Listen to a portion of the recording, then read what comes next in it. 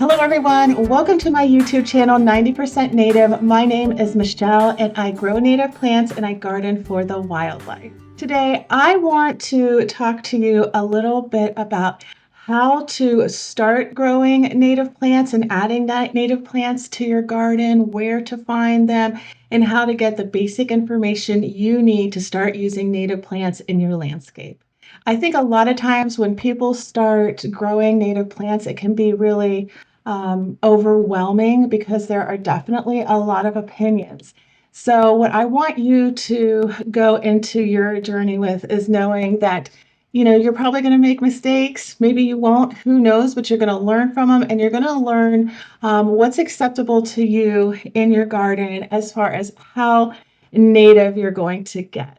Don't ever let anyone discourage you out of planting native plants, either because people don't think that native plants are pretty or that they're messy, or on the whole other side, where people say, oh, you should only grow local eco type native plants.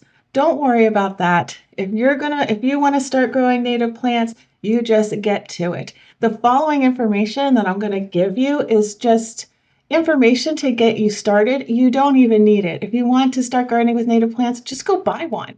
Okay, first up, what is a native plant? And I did a whole video on what a native plant is, and I am going to direct you to go watch that video after you watch this one. I'll try and put a card up and also a link in the description so that if you are new to native plants and you want some more basic information, that video will give you a lot. And just know that there are a lot of different opinions about what exactly a native plant is. So any information that I'm giving you is based on my research, what I've learned, what I've watched, all that kind of good stuff. But no, there are other opinions out there, and those are also valid as well. The next bit of information I want to give you is called right plant, right place. And I first heard this because I follow a lot of UK and British gardeners. They just have a really, really deep culture with gardening. And I believe it was one of maybe Beth Chatto, I don't know, I might be wrong, who came up with that term. And it basically means that you're going to find the best success in growing native plants, and any plant for that matter, if you're putting them in the environment that they want. So know how much sun or shade that they want. Know how moist or dry your soil is. Know if your soil is sand, loam, or clay. So that is really important to finding success. And I will tell you, I didn't start out that way, just so you know. I would buy native plants just because they were either host plants for something I wanted in my yard, or I liked them, or whatever it was. And, I killed a lot of plants along the way. So I'm just giving you this information so you can maybe avoid some of the mistakes that I've made in the past, or just give you a quicker start into success. As far as sun is concerned, full sun is considered 6 or more hours of sun a day. But know that those 6 hours, whether they're morning or afternoon, aren't equal. So the 6 hours in the afternoon, the late afternoon, that's very intense sun time. The 6 hours of sun in the morning is going to be less intense. So you can use that to help you gauge a little bit of where you put your full sun plants. And then part shade is 2 to 6 hours of sun a day. And so if you notice the 2 to 6, when you're talking if you're talking part shade and that plant is getting 6 hours of sun a day, that's probably morning sun, not afternoon sun. And then finally you have shade, and that is going to be 2 hours or less of sun per day. And you can have dappled shade and you can have deep shade. Deep shade is going to be just no light at all, and dappled shade or just having a sunspot for a couple hours, that's going to be more of the environment for your standard shade plant. Also, as far as sun goes, there are things like the sun calc that you can get. And what you do is you put it in the ground and you leave it there for 12 hours, and it will give you a reading of what type of sun you're dealing with in that location. So it's basically like this stick, and you put the calculator. Do I have it up right? Okay. The sun calculator on there, and it will report back to you. Now, just know I've seen comments about people using these things, and people make fun of them because they're like, oh, just go look and see what the light's like. Well, if you're new to gardening and you don't understand light, as a experienced gardener would. So, for example, dappled shade versus deep shade, or afternoon sun versus morning sun. It's just a tool that helps you. It's a cheap tool that might help you. So, if you get something like this, don't feel bad about it. Just use it and let it help you. I'll put a link in the description if I remember. Then you want to know about moisture. Is your soil dry? Is it wet? Is it moist? If your soil is dry and cracking and has no visible evidence of moisture, that is dry soil. If your soil looks and feels a bit damp, that's going to be moist soil. If your soil is saturated with water, then you have wet soil. You can also go into further detail about the consistency of your soil. So there's clay soil, which is very, very dense, high in nutrients, and holds on to moisture longer. There's loam soil, which holds together pretty well, but like if you scrunch it up in your hand and open your hand, then it'll fall apart a little bit. This is probably what people consider an ideal soil. And then there's sand, which is just completely crumbly, has the least amount of nutrients, is obviously it's going to be well draining soil. So that's sand. And I'll show you, I went outside and got some of my soil, and I have Virginia clay soil, and you can see like I went like this. If you ball it up in your hand and you open up your hand and it doesn't crumble apart, that is what is clay soil, and that's what I have. If you want to test the pH of your soil, you can do a quick test at home, which isn't 100% accurate or anything like that. But if you go out, you get some test soil out of your garden beds, bring them in, you get yourself 2 jars. You put some soil in each of the jars, okay? First jar, you're going to splash some vinegar on it. If it bubbles, then your soil is alkaline. If in the other jar you have your soil, now put some water in that jar and throw some baking soda in there. If it bubbles, then your soil is acidic. If it doesn't really do much of anything, then it's probably neutral. And from what I've done, the tests that I've done, it seems that my soil is on the neutral side. Also, I should mention that you can get your soil tested. You can take samples and send it off. Like here, I think we can get soil tested at Virginia Tech. You can get DIY soil testing kits at nurseries, and you can also get different devices that you kind of push down in your soil to see what the pH is, the moisture, the light, all that kind of good stuff. I haven't had so much success with those last ones, but just so you know, there are those options out there to help you assess what your soil is like. I want to just take a quick second to say, if this is content that appeals to you, I would love it if you would subscribe to my channel, like my videos, share them with your gardening friends to support my channel.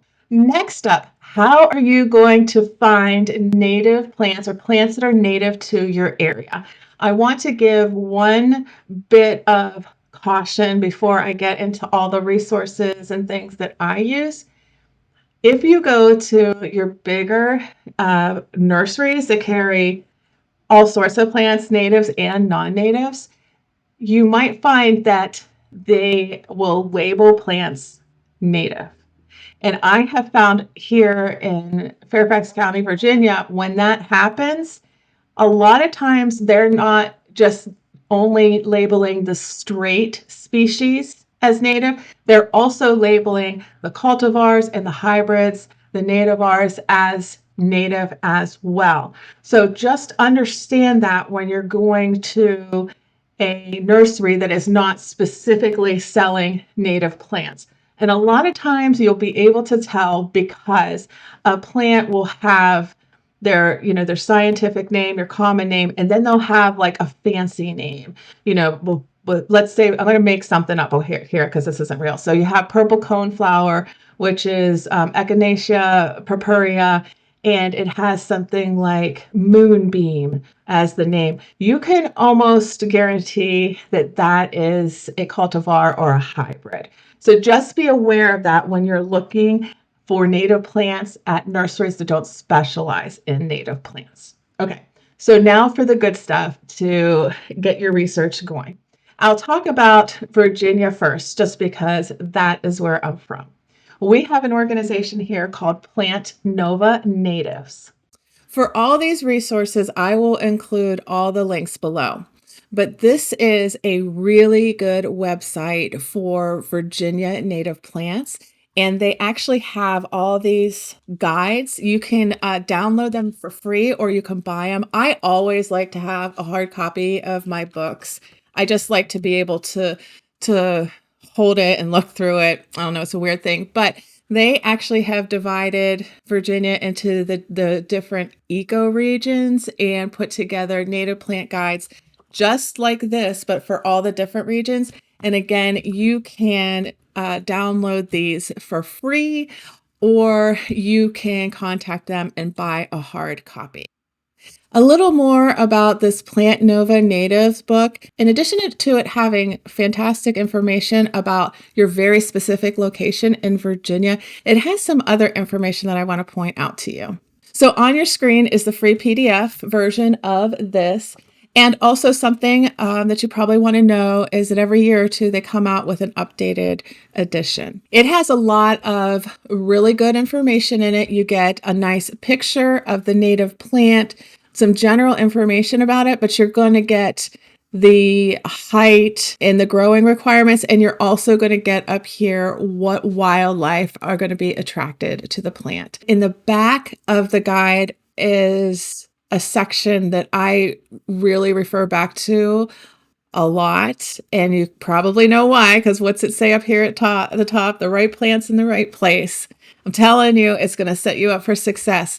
So here's landscaping in dry shade, and it's going to give you perennials, ferns, grasses, trees, shrubs, everything that you could try in a shady, dry location, let's say. You got a guide for planting in hill strips, small places, wet places. I've used this back section a lot, just trying to keep me grounded on what plants I should have in the different locations in my yard. Next up, this is probably my most used resource that I have, and I have a hard copy. It's falling apart pieces. It's taped. It's like a hot mess, this thing. But this is my most used resource, especially when I was new to native plants. However, you can download a free copy from the U.S. Fish and Wildlife Service website. It's right here. I'll put the link below, and I want to show you what it has in it. Let's look at this one. Coreopsis tripteris. You're going to see a picture of the plant. You're going to get the height, when it flowers, what type of fruit it has. In the next cell, you're going to get the light, the soil, the pH, and the soil type. So a lot of the things that I was talking about earlier, you can use those to find the right plant for your location with guides like this. Then it tells you where they occur naturally. If you go over to the following cell, you're going to get the region. M is for the mountains in the Chesapeake watershed. P is for Piedmont. The Piedmont, that's where I live. C is for the coastal plains, so think Virginia Beach. And then it also tells you the states that these are native in: DC, Virginia, West Virginia. Then there's a little guide over here about what wildlife that plant is good for. This was I absolutely love that this bit of information is in this guide here. You can see here, like this is good for this one's good for songbirds. You know, obviously, look, it's coreopsis. They're going to love those seeds. But then you can see other like blue mist flower up here, like what other wildlife is going to be interested in that plant. So this is a extremely useful guide if you are in the Chesapeake Bay watershed. And then it'll have a couple other little notes here. So you're in this book, you're going to get herbaceous perennials and annuals. You're going to get shrubs. You're going to get trees, ferns, and grasses. The whole gamut is covered. So I will say, if anybody knows if they're still publishing this book and selling it, let me know in the comments, because I'll pin it and let everybody know where they can get this, because seriously, this is one of the best resources I have had in my journey. And then just to show you, online is exactly the same as what is in the book. Another fantastic resource is the website Homegrown National Park. You can find places to buy native plants on this website. A lot of really good information. You can even sign your yard up to be part of the Homegrown National Park, and you can give it, you know, square footage of areas that you've turned into wildlife gardens. But I did want to point you down to this page where it gives you a bunch of different resources outside of Virginia to find native plants. And in fact, I am going to talk about the Lady Bird Johnson Wildflower Center next. Probably my most used website to quickly find some general information about a plant. They're all in here. So you can enter the plant name if you're looking up a specific plant. So you can put in the scientific name or the common name, or you can do a search based on growing requirements and location. You can put it in your state, the type of plant you're looking for, light requirements, soil, bloom characteristics, leaf characteristics, all sorts of things. And then it'll spit back to you all the native plants that fit those requirements. If you dig around on this website, there's also a lot of other information and lists for different use cases, just like in the Plant Nova Natives guide. The next resource that I wanted to talk about to help you find native plants for your yard is the USDA Plants Database. Now, there are a couple reasons why I particularly like this database, but just know you're going to get native plants and non-native plants. This database is going to give you some information about invasives.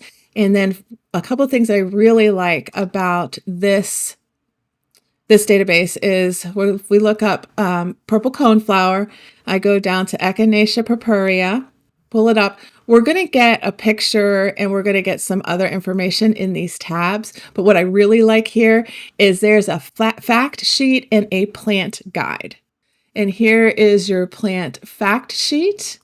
2 pages of great information about just this one plant. There is also a plant guide for you to review as well. And then the second reason why I really like this website is if you scroll down to the map, you're going to get the native range. So you see, like in green, that's the native range, but you can scroll in, you can zoom in. When you zoom in, you can zoom all the way in to the county level and see if that plant is native in your county. So you'll hear me talk a lot about Echinacea purpurea being, you know, native adjacent, because I live here in Fairfax County, probably like right there.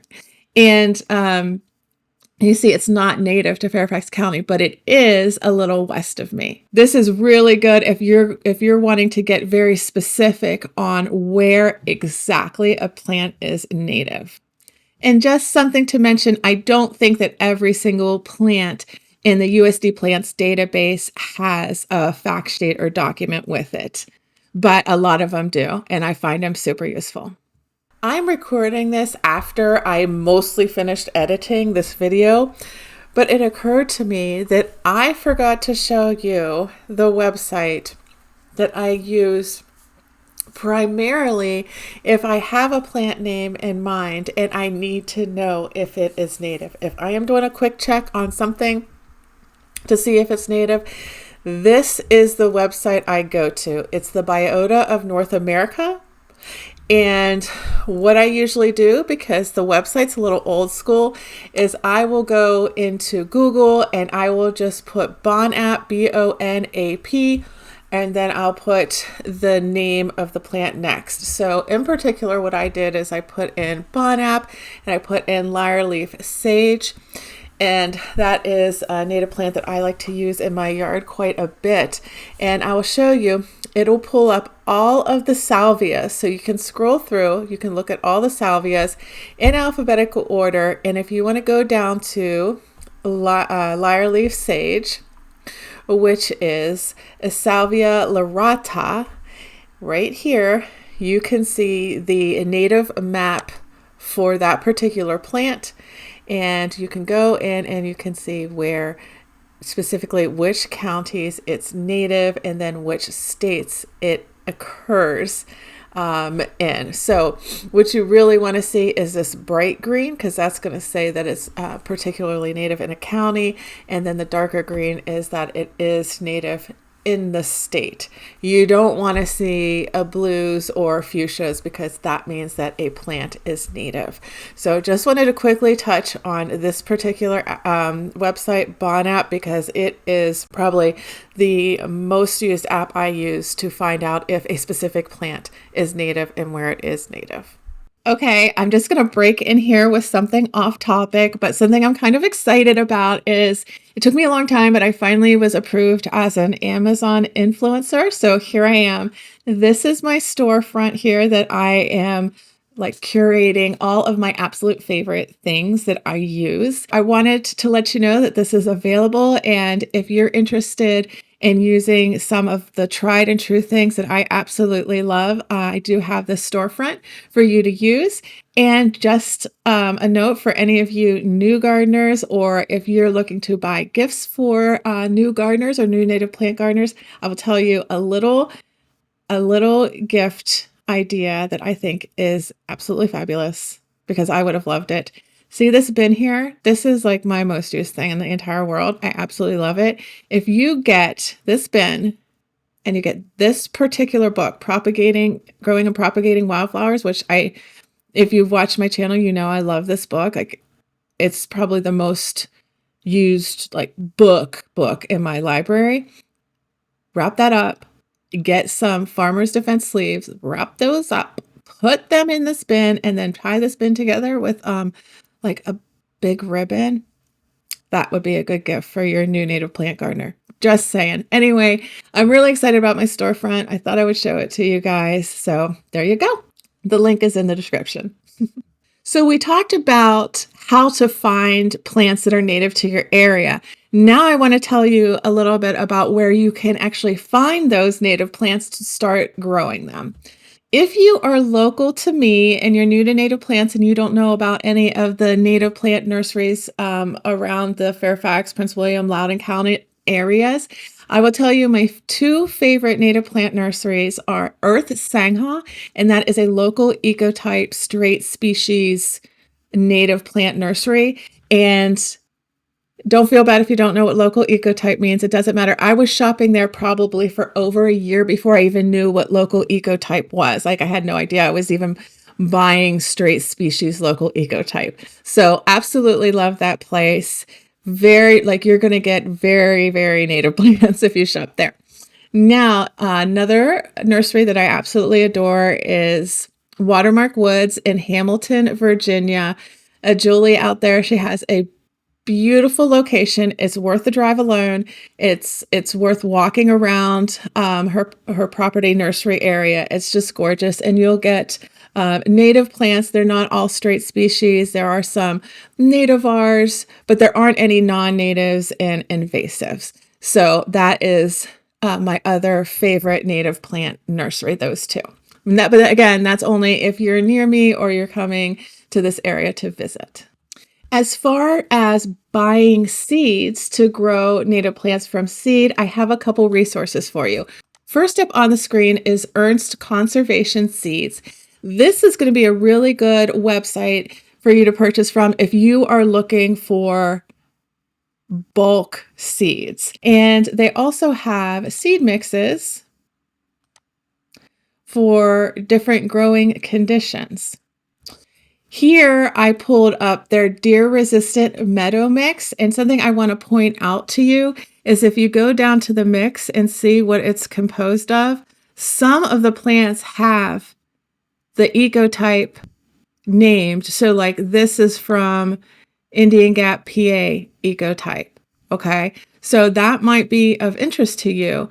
I think with some of the individual species, sometimes they'll have, you can choose, like maybe there'll be something in Tennessee, a Tennessee ecotype, and then a Pennsylvania ecotype, and you can choose one or the other, which is more local to you. So that's the reason why I like this company is because you can buy in bulk, and they're very conscious of local ecotype seeds, and it definitely helps you learn more about that. Next up is Toad Shade Wildflower Farm. I just happened across this website many years ago, and I've ordered a few times from them. I like their products, and they have some really good information on the website. You can shop by common name. You can shop by the growing condition. You can shop by different types of requirements that you have. So a lot of great information, a lot of help on the website to get you where you want to go. And they're a small, I think that they're a small business, and they're out of New Jersey. Okay, so then we have Prairie Moon Nursery. I love this website because there's just so much information, and it's so easy to search around for what you're looking for. You have all the information over here on this menu that you can filter down into. So really great website, especially if you're in Minnesota, and they have excellent customer service, and just really, I think it's just a really good company, and I've purchased from there quite a bit. For bare roots, TN Nursery is where I was just talking about it in my last video, and I've ordered from here, I think 2 or 3 times now. And this is where I would get bare root. Now just know it's not all natives, but if we look at some shrubs here, here's a witch hazel, which is Hamamelis virginiana, or Virginiana. This is our native witch hazel. When you order from TN Nursery, I think almost everything is bare root, but you want to just look in the description. I like planting bare root. You can get a lot more bang for your buck if you order bare root. And I don't have anything local to me. I don't have any nurseries that sell bare root local to me. So this is a good resource that I have used. And finally, I will tell you, I have used Etsy a lot, and to find bare root, to find seeds and different things, plants, whatever. And a lot of times the prices for the nurseries on Etsy, for me, seem to be lower than some of the bigger, the nurseries and some of these big online shops. I have purchased Allegheny Pachysandra, bare root, the native red mulberry tree. I think I got, what else did I've just found a lot of good quality products on Etsy, and it allows me to get to know some of these smaller native plant nurseries as well. We also have the Wild Seed Project, and this organization is out of Maine, and they sell native plant seeds. Let's pull something up here. I'll make myself smaller. They don't have necessarily as large of a variety as some of the other seeds, but if they're local to you, if you would want to support what they're doing and their cause with native plants and wildlife gardening, this might be for you. So very beautiful photos. And there's some really good information on this website as well about learning how to grow native plants if you wanted to poke around. I almost forgot. You can collect your own seeds once you start growing, and that's what I'm doing more and more. I'm buying less seeds every year. Is once you start growing the seeds, when your flowers go to seed, at the end of the next growing season, you collect those seeds and then you don't have to buy them. And then also you can propagate. And, some of the self-seeders, you can move those around and get all sorts of free plants. So that's what you get to look forward to in the future. Okay, so guys, we have covered right plant, right place, how to find which plants are native to your specific area. And we also talked about some places where you can buy native plants. Also, just a quick Google of native plants in your area will probably get you some of your more local options. And the last thing I want to do is to direct you back to my video about what are native plants to get some of that basic information. Thank you all so much for spending your time with me here today. Happy gardening, and I will catch you again next time.